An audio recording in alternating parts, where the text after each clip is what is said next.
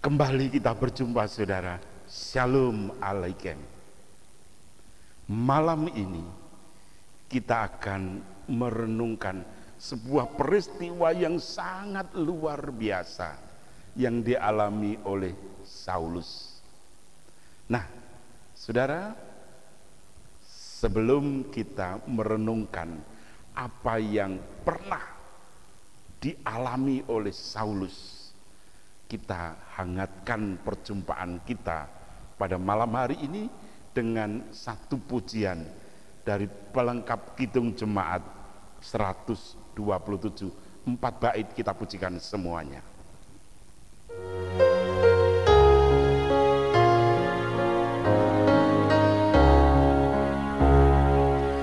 Jadilah Tuhan kehendak-Mu, ku tanah liat di tangan-Mu, bentuklah aku sesuka-Mu, aku nantikan sentuhan-Mu.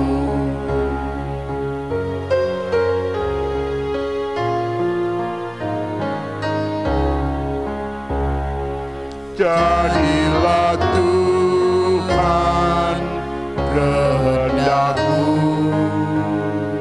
sucikan hati pikiranku, pilihlah aku dan ujilah ku di depan-Mu, sujud sembah.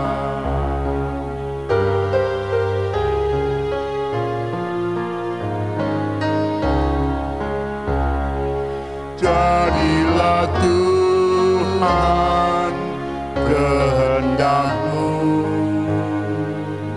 segala kuasa di tangan-Mu, tolonglah Tuhan, aku lemah, jamahlah aku, kuatkanlah.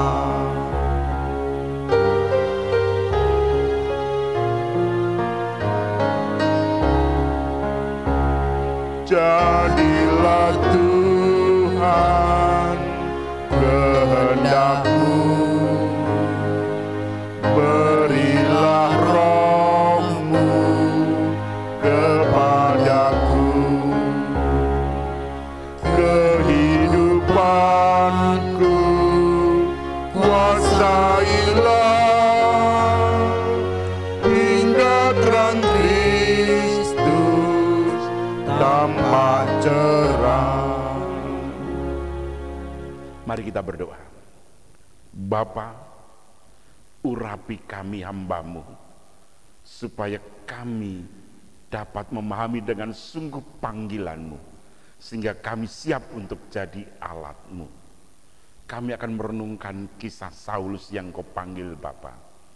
Kiranya Roh-Mu yang kudus menolong hamba-Mu, menolong semuanya. Ampunkan keangkuhan dan dosa hamba-Mu Bapa. Dalam Tuhan Yesus kami berdoa Bapa. Amin. Kisah Para Rasul pasal 9 ayat 1 sampai 19a. Tetapi kita akan hanya membaca ayat yang ke-15 dan 16. Kisah Para Rasul 9 ayat 15 dan 16.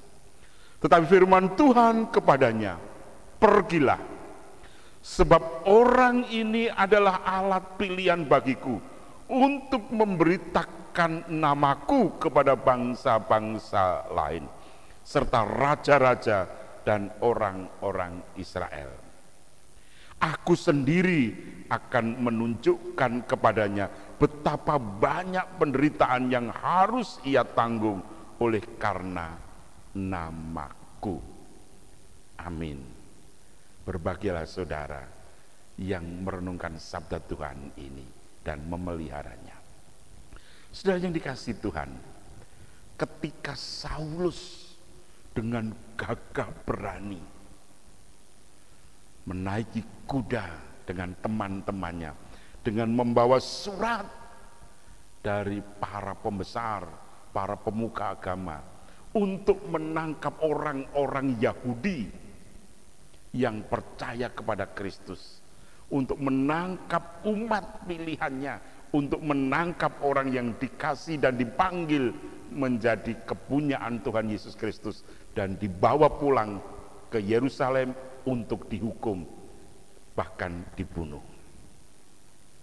Tetapi di tengah jalan Tuhan berkenan mengubah rencana yang jahat itu menjadi berkat bagi banyak orang. Saulus dipanggil Tuhan. Saulus, Saulus, mengapa engkau menganiaya aku? Siapakah engkau, Tuhan? Akulah Yesus. Akulah Mesias. Saudara, seketika itu juga karena sinar yang begitu terang, sinar ilahi yang begitu luar biasa, seperti kilat melebihi mungkin 50 atau 1000 kali terlebih terang, Saulus menjadi buta. Dan dia dituntun oleh teman-temannya. Ada hamba Tuhan yang luar biasa, Ananias. Dia menerima penglihatan. Ananias, temui orang pilihanku, namanya Saulus. Ananias kaget. Tuhan, orang ini sudah terkenal. Dia begitu luar biasa memusuhi kita. Bahkan dia ke sini sambil membawa surat untuk menangkap kita dan membunuhnya atau menghukumnya dan dibawa pulang ke Yerusalem. Tetapi Tuhan mengatakan di ayat yang ke-15, tetapi firman Tuhan kepadanya, pergilah. Sebab orang ini adalah alat pilihan bagiku untuk memberitakan namaku kepada bangsa-bangsa lain, kepada raja-raja dan kepada orang-orang Israel. Saudara yang dikasihi Tuhan, Allah sanggup memakai siapa saja untuk menjadi alatnya.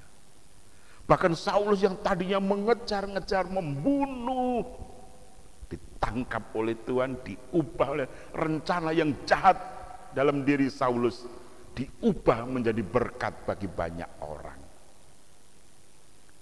Jadi dengan demikian saudara yang dikasihi Tuhan, kita bisa melihat betapa dahsyatnya kuasa Tuhan itu. Nah, akhirnya Ananias berani datang dan menemui Saulus. Dan melalui Ananias, Tuhan mencelikkan mata Saulus.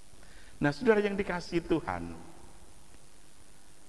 saya dan saudara juga dipanggil Tuhan. Bukan hanya dipanggil untuk diselamatkan, tetapi kita juga dipanggil oleh Tuhan seperti Saulus untuk menjadi alatnya, untuk memberitakan kabar sukacita itu. Karena itulah saudara yang dikasihi Tuhan, pujian kita tadi, jadilah Tuhan kehendakmu, ku tanah liat di tanganmu. Jadi kalau kita sekarang dipanggil oleh Tuhan menjadi miliknya, menjadi kepunyaannya, mari kita juga mengatakan, ini Tuhan aku panggillah. Jadilah Tuhan kehendakmu atas diriku. Dan biarlah dengan demikian Tuhan pasti mencukupkan, Tuhan pasti menuntun, memberkati dan melindungi dimanapun kita berada. Kita nggak usah takut, tetapi Tuhan pasti menyertai saudara. Karena itu PKJ 127 hendaklah menjadi jawaban kita. Jadilah Tuhan kehendak-Mu, sucikan hatiku, pikiranku, pilihlah aku, saudara-saudara, dan biarlah Tuhan menguji kita. Tetapi ingat, seperti apa yang dikatakan Tuhan kepada Saulus melalui Ananias, Tuhan mengatakan, aku sendiri akan menunjukkan betapa Saulus akan menghadapi berbagai macam penderitaan dan kesengsaraan yang harus dia tanggung. Itu artinya bahwa Saulus harus berjuang, harus mampu menghadapi tantangan dan gelombang hidup. Demikian juga saya dan saudara. Kalau saya dan saudara sudah dipanggil Tuhan, bukan berarti kemudian kita lepas dari tanggung jawab, tidak. Kita harus tahan, kita harus mampu menghadapi gelombang hidup. Kalau kemarin kita sudah bicara Tuhan menyelamatkan kita, dengan rendah hati kita bisa menerima kehadiran Tuhan, maka sekarang kita dengan sigap mengatakan, ini aku Tuhan, jadikan aku alat-Mu. Tuhan memberkati saudara. Amin. Mari kita berserah pada Tuhan. Terima kasih Bapa.